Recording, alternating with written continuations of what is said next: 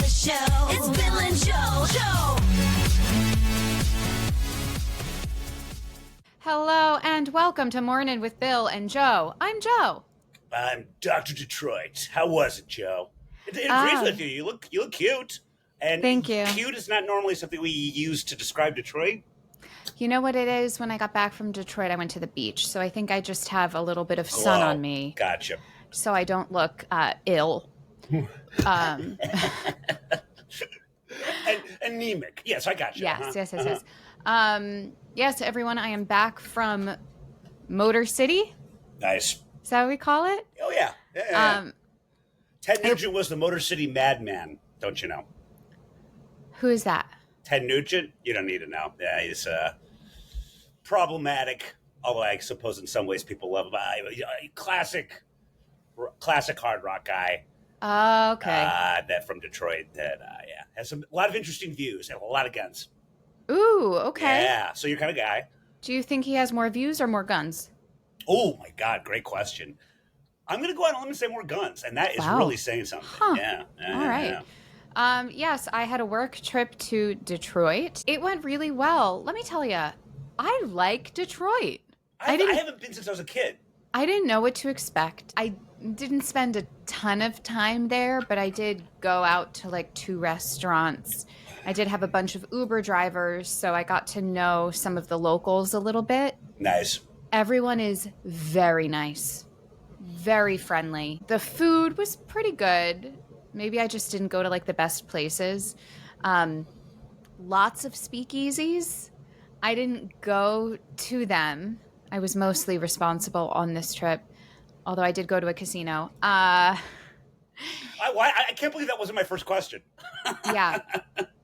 The work gig I did went well. It was in the old Michigan Central, which is like their old train station that's been refurbished. I was just reading about that last night. Oh my God, that's crazy. It used to be a shitstorm. It was literally a storm. Like there was a flooding that happened and it's just like so decrepit. But that's what's so cool to me about Detroit is that there is so much history and these really old historic buildings, these large corporations have saved and totally refurbished, as opposed to just knocking it down like we do in New York. I mean, everything is so historic. Even like a lot of the hotels, like one was this old fire station, bigger than the ones in New York, with the huge like rounded doors for the I gotta go trucks. Back, man. And they've kept all of that charm. And this one Uber driver I had said, he grew up in Detroit, been there, I guess, since the 70s. And he's like, really was not great until about 2010 on, when people started really putting money into making it better. And, a lot of these old sort of industrial buildings are now, expensive loft apartments. But the locals don't seem to mind that. They're just happy that, it's really booming now. Good. That's great. I remember seeing, I think it is still very, a lot of people left and sort of nature sort of retook a lot of the actual city. And so now it's like a big locavore place because there's a lot of urban farms. And so they've got all these cool I saw this on CBS Sunday Morning, but there's a lot of cool new restaurants using local stuff and things like that. But the outskirts, kind of like where Eminem, I think, grew up, they are really been taken over by nature again. And then as a result, there's these local, just sort of farms, basically, but that they've turned them into. But did you have any rap battles? Rap battles? No. You didn't lose yourself? No, I did have some of someone's mom's spaghetti. That's Eminem's mom. Yeah. You did go do that? No. Oh. I spent a lot of time in my hotel. I was very tired. I had early mornings, but I was sitting at my hotel, which was right along the water. I don't know what water. Lake Michigan? I guess so. And I'm looking across and I see a Caesars Hotel and Casino. And I was like, oh my gosh, it's an 8-minute drive away. Should I go? And I was really thinking about it. And then I realized I was looking at Canada. It was in That's Canada. hilarious. Oh my God, that's great. And I didn't bring my passport with me. So I was like, well, I guess I can't go. Maybe it's for the best. Well, then the next day, a coworker of mine, I was telling him this story, and he goes, oh, there's more casinos. He said, I went to MGM last night. Turns out he also loves slot machines. So then he and I, once all of our work was complete, went to the Motor City Casino, which is older and maybe not as nice as the MGM one. But oh gosh, it was fabulous. I didn't lose a lot of money, but I did lose money. And it just felt good to scratch that itch and also, get a taste for the local flavor of slot play. Of penny slots, sure. Yeah. Really interesting sign, though, in this casino, and I'm wondering if you've ever seen this. It said, disassociated people are not welcome here and will be penalized by law. Have you ever heard of that? Disassociated? I don't know. What does that mean? Well, I looked it up, and apparently you essentially self-ban yourself. If you have like a gambling addiction, you put yourself on a list to be banned from these casinos so that you won't, I guess, gamble away your life savings, get into a ton of debt. The only thought I would have is that maybe if you are under the influence, you don't know what you're doing, you're going to roll up to a casino and make bad decisions. So you're like, let me preemptively stop that from happening. But I don't know. Yeah, that's what they call it in Detroit specifically. I think they have different terms for it in other parts of the country. But I wonder if that's a federal thing. Maybe. Who knows? Yeah. But yeah, I did have a nice time. I had some Detroit-style pizza. Oh, interesting.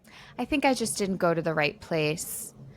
Even the Uber driver was like, yeah, there's a few locations of this, and the one you went to isn't the best. So, but yeah, all in all, a good trip. You don't strike me as one who gets into a conversation with an Uber driver. No. There was a coworker in the car. Oh, gotcha. All right. Who did. Otherwise, I would not. Yes. All right. That's making a lot more sense to me now. So yeah, it was good. How was your week? Oh, well, let's see. Lauren was in town, and I was going to go to a big. I of course invited you, and of course you said no. Fifth Column. Matt Welsh organized a nice fan based in New York. Fifth Column, bought a bunch of Yankee Angels tickets. Believe it or not, he is an Angels fan, the only one I've ever met. For the Yankees Angels, and just buy it. One of those things where you buy a bunch of tickets on rebate. I mean, it was upper deck, but then they're pretty cheap. And I was going to go to that, and Lauren said she was interested, but he had sold out, so he had all the tickets. So he told me where it was, and I got Lauren a ticket. I had gotten her a ticket for Wednesday rather than Thursday. So I ended up last minute going by myself to the Wednesday night game because I'm a big Yankee and Angels fan. Yeah. Just so the ticket didn't go to waste. And then, of course, the next morning went to that game. We ended up getting Lauren a ticket. And then to add insult to injury, we all meet at owned by my buddy Craig Mahoney, the Twin Bar right next to Billy's. I know you like that place. We were all meeting up there. Lauren, who was born in New York, got on the 6 instead of the 4. So she was way into the Bronx, way past Yankee Stadium. Matt, who is almost as much of a Luddite as I am, it took him forever to transfer 2 tickets to me. And then I waited until almost, I'd say, the 3rd inning for Lauren to finally get there. And then Lauren had to leave kind of early. We stuck around, but I don't know if you remember this. I think you were back. Monsoon. Oh, rain. Yeah. It was the kind of rain that hurt. And so we just decided, since it was so hot, F it, let's have a big old rain party. This, of course, ruined my wallet. But we just stood out there in the rain and waited for it to end. It didn't last long, but then started up again. The game finished. So that was interesting. Bill, you need a wallet? I know. I know that hurt. That hurt a little bit, didn't it?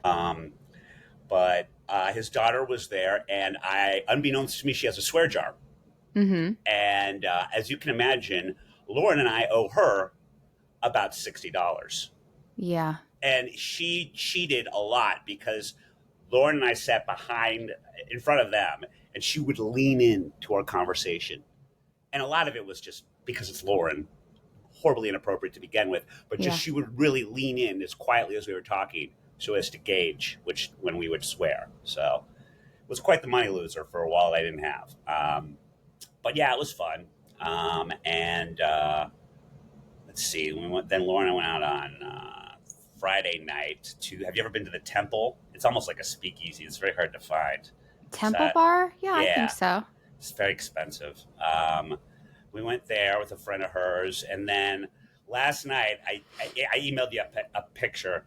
I went to go visit my old pal, the Eagle, on the Vanderbilt Viaduct. Yes, the viaduct at Grand Central. And very quickly, for people that don't know, there are two cast iron eagles from the original Grand Central.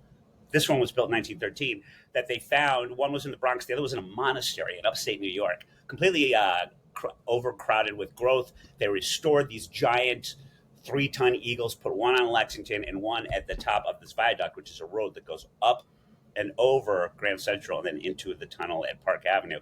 Now, the life hack being that obviously you cannot walk on this viaduct, but you can take your bike. And then you can get off your bike and then just hang out by the Eagle, climb all over it, and really amazing people watching, because you're relatively kind of close to the ground. They can certainly see you, and I think that's how I had a problem. And I can see them, and you watch the people on Pershing Square and all that. And I was up there for about 2 hours, so I got my good fill. And then, of course, I turn around, and there's about 4 NYPD officers surrounding me, because they didn't have anything better to do. And they said, "Sir, you are not supposed to be up here." And the first thing I thought of is like, "Oh, I just had some bike issues, like my chain or something like that." And they go, "Yeah, you can't be up here." And I'm like, and I don't know what I was thinking, but of course I was a pissy little bitch. I'm like, I don't see any sign that says I can. There's absolutely no. They're like, "No, this is an off-limit zone."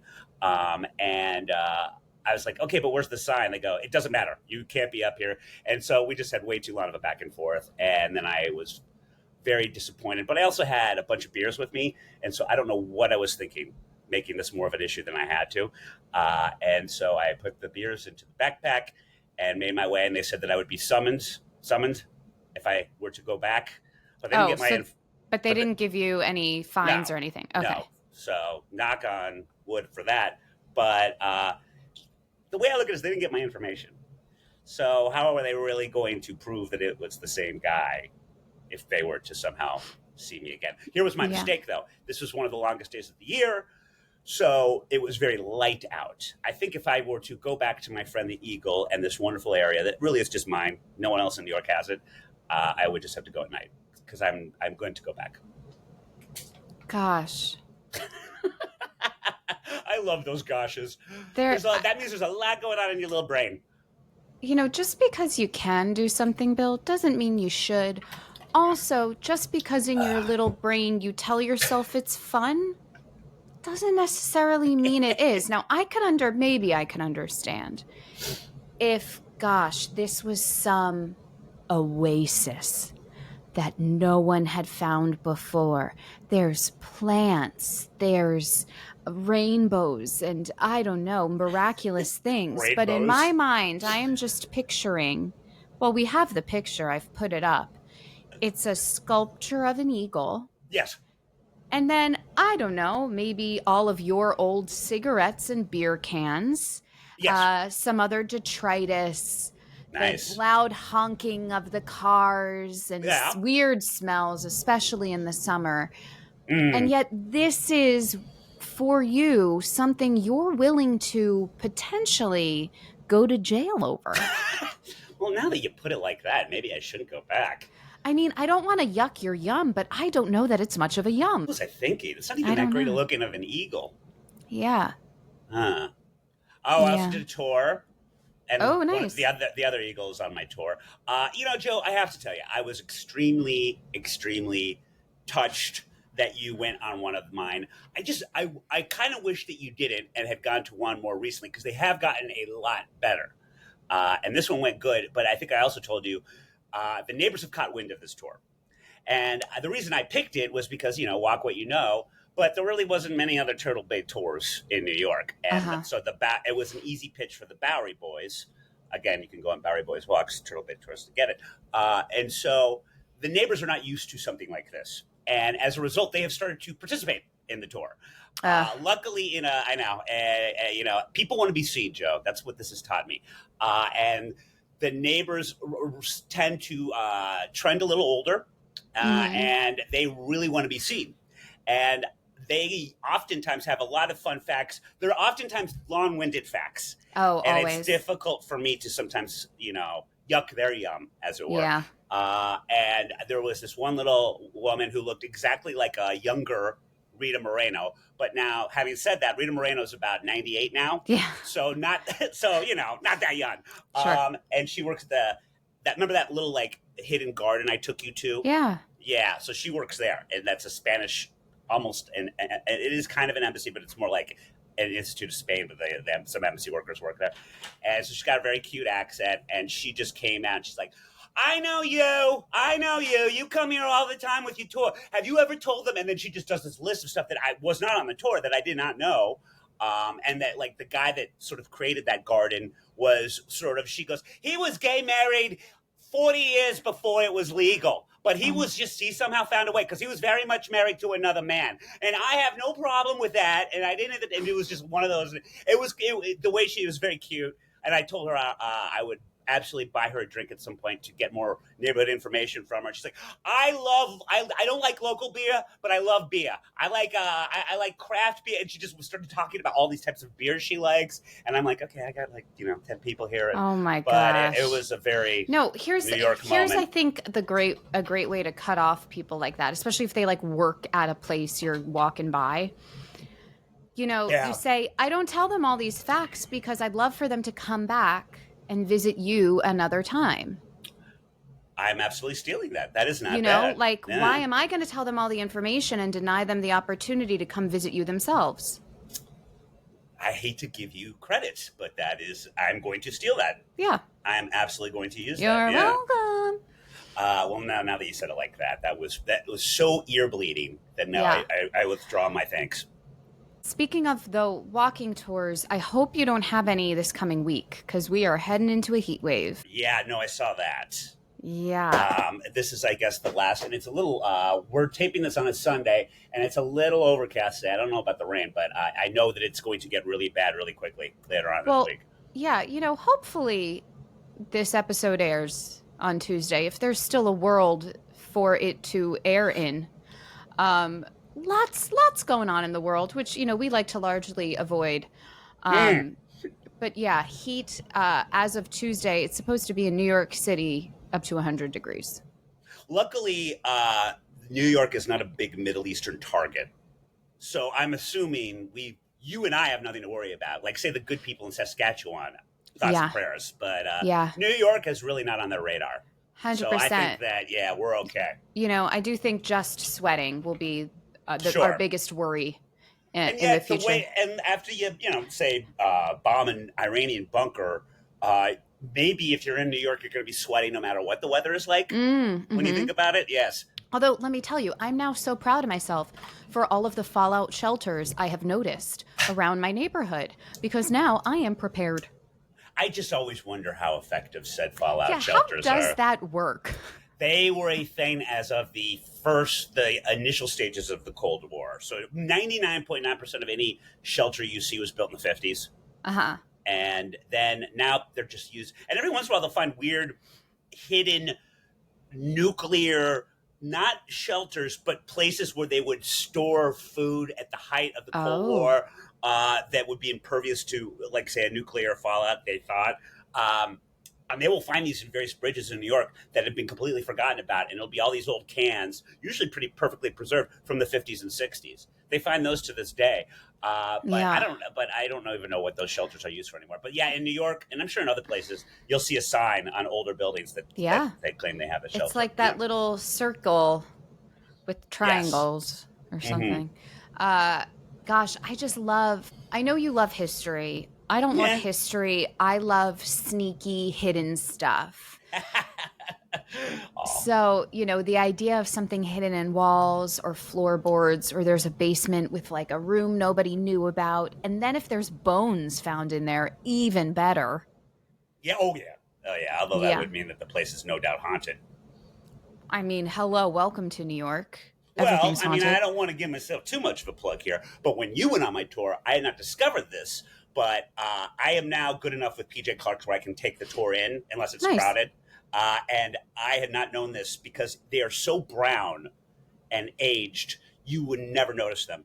There are two femur bones, human femur bones, on the entrance going into the dining room, just on the wall. And Jerry Bagans, I'll give him a plug. He is the daytime bartender at PJ Cook's, the best in the world. He one day is like, "Here, Bill, you should show them this right up there, two femur bones. We found them during renovations about 50 years ago." And I was like, "Jerry, that's insane." And they're the same color as the wall, so you would just never see them. They're like brown. And I'm like, "That's insane, Jerry. Do we know who they are or anything?" He's like, "Nah, not really." And I'm like, "Well, I don't know if that's legal." No. And he's like, and he just kind of shrugged. And I like the tour.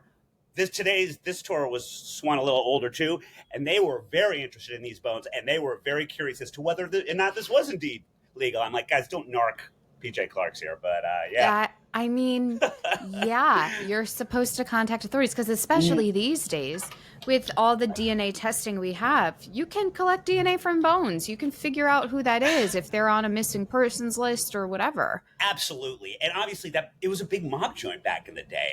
It was one of those places that was open in Prohibition, but in plain sight mostly because the cops were sort of paid off and would drink for free there and all that stuff. But yeah, huge mob hangout. So you're not wrong. Okay, this is a great segue. Speaking of true crime and possible corruption. Nice. The Karen Reed trial. Oh, of course you were interested in this. So I watched, there was a documentary that came out recently, I want to say it was on Netflix, that went over her first trial, which happened, I want to say about 2 years ago. Karen Reed... Yeah. Okay, thank you. Because I was going to say, believe it or not, I had no idea who she was until like 2 days ago. So just for the people that don't know. Yeah, I think it was like maybe 4 years ago. She and a Boston cop were dating. It was the night of a blizzard. They and some friends went out to several bars in Boston drinking. She went to a mutual friend, more her boyfriend's friend's home. They were both going to go in, but it was late. So story is he went in and he never came home. Now, the debate is, well, they found his dead body the next morning in the snow by the road. So did she plow into him and kill him, or did something else happen? And the theory is he went into that home. He was killed inside the home and dragged outside, and Boston cops were setting up the girlfriend to make it look like she killed him. Okay, actually, that was very good and succinct because I didn't know about all of those details. Yes. I just knew that they were trying to determine whether or not she hit him with a car. That was all I heard. Yeah. So there's this whole idea of, was evidence planted after the fact to make it look like she had hit him? The autopsy was a big deal because there seemed to be dog bite marks on this guy. There's no contusions or things on him that make it look like a car would have run into him. So basically there was a first trial, and then I don't know if she was, I think it was a mistrial because the jury couldn't decide. And so then there was another trial, and she was just found not guilty. And some jurors have been coming forward explaining why they came to this decision. And they were like, it's not our job to prove what happened, but we are saying there is reasonable doubt. We don't think that she killed him. As to what exactly happened, they still don't know. So while she is found not guilty in this criminal case, there is a civil case still that was brought up by the family of the deceased man. Ugh. They are wanting, which I think was small, I think it's like $50,000, but they are suing Karen Reed for emotional distress because, so the guy who died was the caregiver to his niece and nephew. The kids' parents passed, he took them in. And so weird. So the girlfriend, was living in this home with these kids. She was another caretaker. When he didn't come home in the morning, she awoke the kid like, something's happened. I think he's dead. Maybe I ran over him. I don't know. I was drunk. Oh, no. So the I didn't family, know that part. yeah, so the family is trying to sue for emotional distress there, but they're also suing the bars. They are suing the bars for over-serving because while Karen Reed was found not guilty of murder, she was found guilty of operating a motor vehicle while under the influence, which How can you prove that? Oh, she was drunk. But she didn't take a test at the time, right? They did. I think they did she had gone to the hospital after they found the body, I think because she was making threats of killing herself. And I believe they did a tox screen on her then. Okay. And there was, she has said as much. Everyone knows that she was drunk. Loose lips. But the civil suit is also suing the bars for over-serving drunk people. Now, what bartender is going to cut off a Boston cop? What bartender is going to say, oh, I'm sorry, all you cops, you've had too much to drink. I'm not going to serve you anymore. It's not going to happen. Yeah, if you're smart, you don't even charge Boston cops. That's from what I remember, how it went. I feel so bad for the bartenders. Me too. Because, cutting off a cop. If anything I learned from the documentary, it's just like these people drank way too much. They take advantage of the fact that they feel untouchable.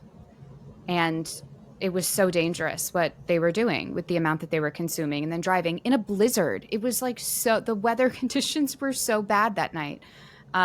Seriously. Well, and now was there any reason for it to be foul play rather than accident? Did anyone have a reason to want him dead? So that's what we're not totally sure about. In the documentary, they tried to allude to the fact that one of the other cops who was kind of involved was having a sort of text thing, a sexy thing going on with the girlfriend. So maybe there was something there. They didn't like her. There had been some messages where they were calling her gross, awful, misogynistic names. But, to frame her, we don't know maybe if the death were an accident or if they were after this guy and then whatever happened, they're just like, well, let's frame it on this biatch we don't like. Who knows? That's the thing. They don't have to prove, the defense team doesn't have to prove what else happened, right? Sure, it's a good idea to put an idea in a jury's head if the judge will allow it. But yeah, who knows? I don't know. Beyond reasonable doubt is sometimes an arbitrary thing, I think, or reasonable doubt, I guess I shouldn't say that. So the opposite. Yeah. And did you, as a dexpert, which means death expert. Yeah. Do you think that was the right ruling? Yes. You do. Yes. Just the evidence that was presented, I don't know that she did. I don't know that what she did caused his death. When you see the evidence of especially the autopsy, it doesn't make sense that her backing into him would have killed him if she even did, clip him with her car. It doesn't make sense. So weird. Yeah. Yeah, I wonder if she and unfortunately her name is of course Karen, so that doesn't help matters, But well, I'm glad that you had another fascinating true crime thing to spill over. Yeah. And definitely if anyone who's listening is interested, read all the details because it's so hard to boil it down into just a few points. And I'm sure I got some things wrong, but I didn't get everything wrong. So you've got me interested. Yeah. That was pretty good. Gosh, who's going to commit a crime next that'll turn into a documentary? I'm so excited. You might want to edit it so that you don't sound so excited. Oh, okay, yeah. Just for taste reasons. Okay. I wonder if there might be something coming. Who knows? That was more curious Joanne than gleeful Joanne, so I approve of that choice. Then psychotic. So. Then psychotic, yes. Well, speaking of breaking the law. Okay. This is as good as it's going to get. Meta. Oh, this is a nude for thought. I try to. I always want us to use our old amazing 5fan graphics when we can. Um, Meta says it has removed various ads for AI tools offering to create sexually explicit deepfake images and videos of real people. Oh, This is a CBS News investigation. Some of they've advertised the ability to quote see anyone naked simply by uploading a photo or video. And the legalities of all of this, I would assume, would be, if taken to its to its limits, revenge porn or under that category. mm-hmm. But the laws are a little vague. Joe, is this something that concerns you? Well, I think it's interesting now because let's say, remember, was it called the fappening or when all those like celebrity Yes. nudes were leaked? I mean, I think. Well, now if something like that were to happen and they were actual nude photos, you could just say, not real, AI did it. Not real. Yeah. Oh, yeah. I thought that, You know, yes, exactly. so yeah, that's unfortunate that AI would do it, but also like if it's out there, well then just say it ain't real. I don't know. That's why we'll never get a conclusive ruling on whether or not Putin has a tape of Trump being urinated on by prostitutes that he holds over him. Because what's Trump going to do? Yeah. Fake, not fake video, fake video. Yeah. Fake news, I think if anything, it's just going to cause a really huge headache for legal cases. Yeah. But who did we have on once? I can't remember. But they talked about for every new technology, there's another technology that combats that technology.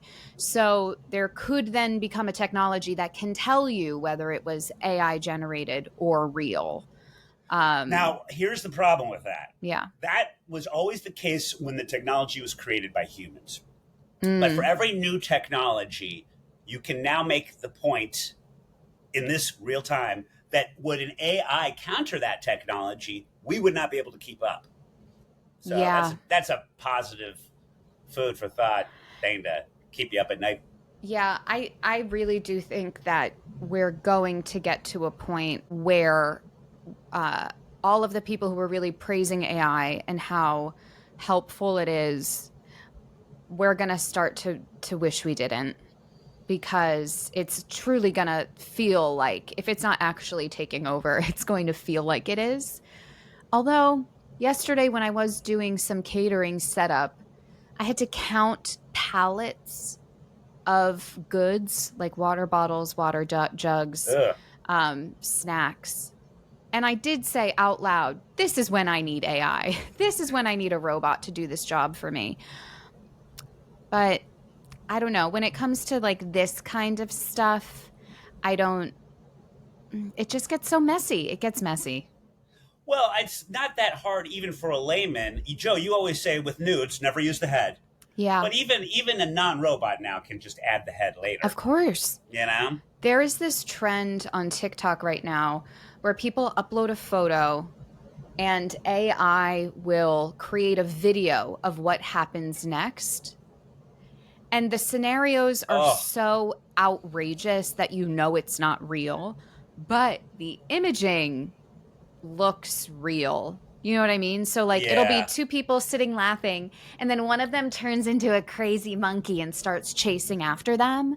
That was a great monkey. Or it's like, thank you, a woman who's like posing with flowers and then suddenly there's a lion behind her chasing her. A lot of chasing going on in the AI world. I don't want to give AI any credit or eyes, but now I have to watch this. Yeah, I'll send you a few. They're kind of funny. And, you know, but that's the thing. Right now, it's just like a novelty. It's like oh, haha, AI, show me what this would look like. Or show me this scenario. Until we don't know what's real or not. It's sort of like the onion. It'll be like the Onion. Those fake, you know, I think pretty obviously satirical headlines.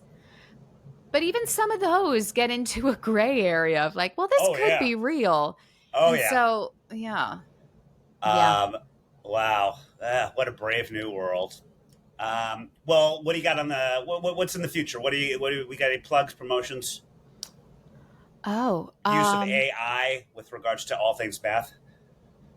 All things math? Oh, yeah. Gosh, it made me realize, though, my mental math needs work. I don't even bother anymore. Like dividing by 3 shouldn't be that hard. I can't do it, period. And yet it is. No, nothing really big on the horizon. Although, I guess this is news. I finally registered to be a Democrat. Oh, interesting. Yeah. Oh, so you can vote in the primaries. Yes. You can't do that. Yeah. I was so bummed. I think that I might do that as well. That we have some strange options. Because right here's the thing, right? We live in a democratic city, okay? Right. So if I want, and the primaries are pretty important in terms of like local government especially. So if I want to participate, that's the only way. And that's the bigger issue. I think everyone should be able to participate in primaries, but I was like, let me just register. It was very easy to do. It's too late now, guys, before primary election. I did it like a few weeks ago, but I wanted to be involved. So that's what I did. I'm sad to hear, although it makes sense that it's too late. I was thinking of doing that myself. As many times as I've been, called a libtard, threatened, oftentimes extremely violently. I have actually always been a registered independent, but to exactly your point, I think that would have been a good idea because there's some very worrisome candidates for a lot of things right now. But oh well. Bad on me, good on you. If you wanted to use this show as just another excuse to show people how much better you are than me, congratulations. Yeah, I got my shit together. You don't go climb on illegal iron eagles. Yeah. And you know to register at the right time, all that. Yeah, good for you. Thank you. I got it good for you. That's great. Yeah. Bill, apart from melting, anything you're going to be doing this week? I think I'm going to go to the Hall of Fame next week with Matt. I think it's next week. I believe so. He hasn't sent out the email yet, which is what worrisome. Hall of Fame? The Hall of Fame ceremony in Cooperstown, New York, where Jim baseball Downey lives as well. Yes. Okay. Oh, do you have any plans for Game 7 of the finals tonight? Basketball is still happening? I told you. Well into June. Oh, and they just so happen to play all the way to the end. It's all a racket. And talk to the officials. Oh, yeah, look at this right here. This is the first Bulls championship right behind me, Joe. I've got all 6 framed, don't you know? It's the Lakers. I would assume so. Yeah. Wow. Well... You're going to edit that out, aren't you? Probably. Yeah. And now for the best part of the show.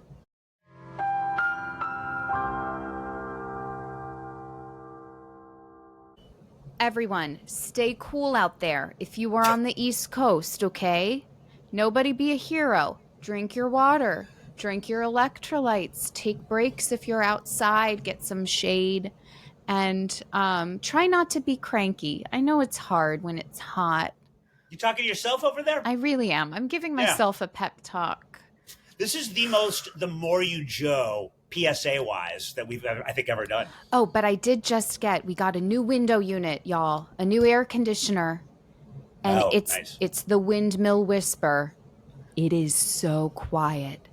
If you need a quiet window unit, highly recommend. I mean, we just put it in. We'll see how good it is over the heat wave. But next week, I'll give you an update.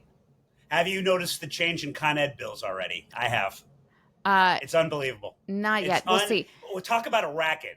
That's my NBA. This unit is... and I don't use the AC that much. Well, this AC is supposed to cut costs, so we'll see.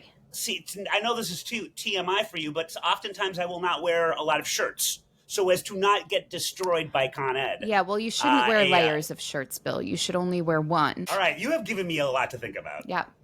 All right, well, thank y'all for tuning in. We will see you next week. Bye-bye. Oh, I'm sure glad that's over. That's all for this episode of Mornin with Bill and Joanne. I wasn't even listening. I was listening to podcasts. Shut up, Bill. Subscribe to the show on Apple, Spotify, or anywhere you get podcasts. Yeah, I wasn't listening either. Very nice, Joanne. Touché. For videos of this and other episodes, go to @MorninBillAndJoe on YouTube. Bill, put the sword down. Run, Joanne, run! Like, subscribe, and turn on notifications. We would do it for you. Okay, that's a lie. I never liked your show. Sorry, wasn't listening. See ya.